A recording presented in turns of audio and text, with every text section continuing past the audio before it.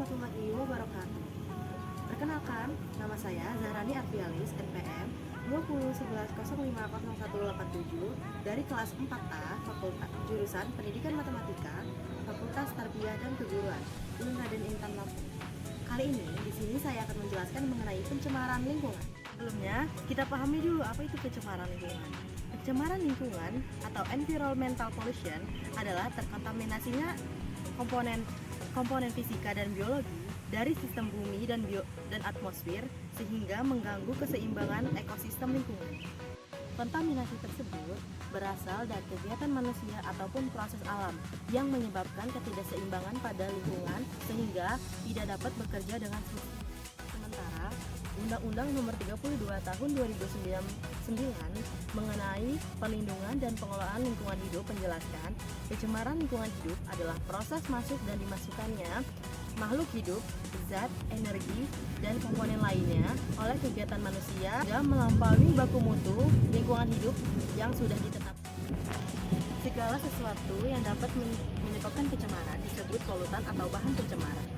Zat dapat disebut sebagai polutan apabila jumlahnya sudah melebihi batas normal pada waktu dan tempat yang tidak ditetapkan.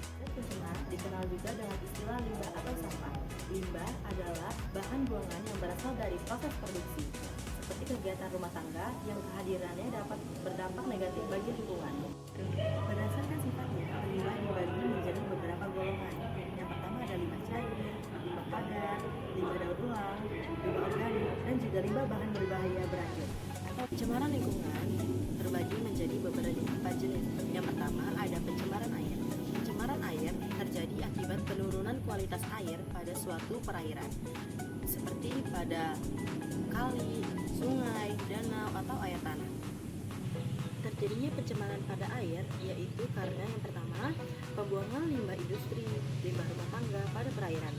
Yang kedua, karena adanya partikel-partikel tanah di perairan. Sedangkan yang ketiga, yaitu karena penggunaan bahan peledak dan beracun pada saat penangkapan ikan. Yang keempat, hanya minyak akibat kebocoran tanker atau meledak sumur minyak lepas pantai.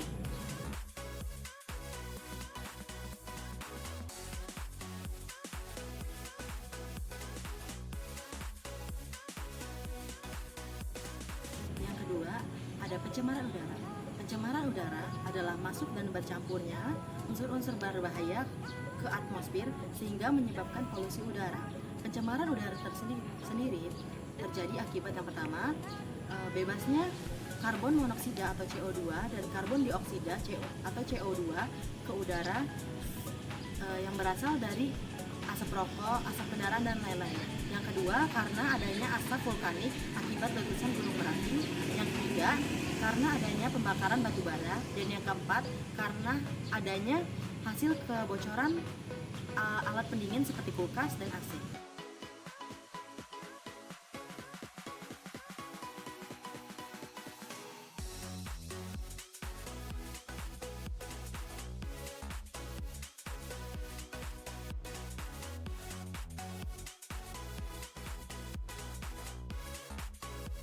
Yang ketiga, yaitu pencemaran tanah atau darat.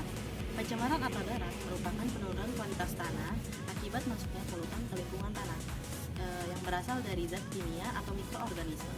Pencemaran tanah sendiri terjadi akibat yang pertama, yaitu adanya limbah domestik. Limbah domestik merupakan limbah yang berasal dari kegiatan manusia seperti sampah basah atau sampah organik. Yang kedua, yaitu limbah industri. Limbah industri sendiri berupa lumpur yang berasal dari kegiatan hasil produksi industri. Sedangkan yang ketiga, yaitu ada limbah pertanian. Limbah pertanian sendiri biasa berasal dari pestisida yang digunakan petani dalam membasmi hama.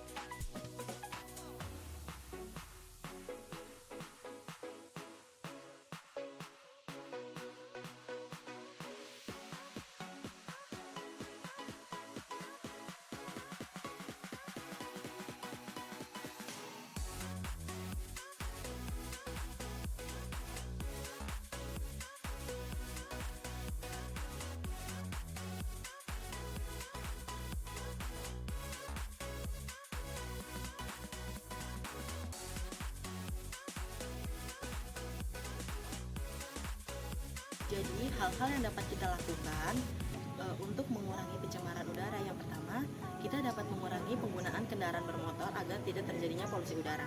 Yang kedua, kita dapat mengurangi penggunaan pestisida, lalu tidak membuang sampah sembarangan, sehingga pencemaran dapat dicegah sedini mungkin. Nah, mungkin hanya itu yang bisa saya sampaikan. Semoga hal ini bermanfaat untuk teman-teman semua, dan saya harap teman-teman semua dapat menjaga lingkungan kita. Sekian dari saya, terima kasih. Wassalamualaikum warahmatullahi wabarakatuh.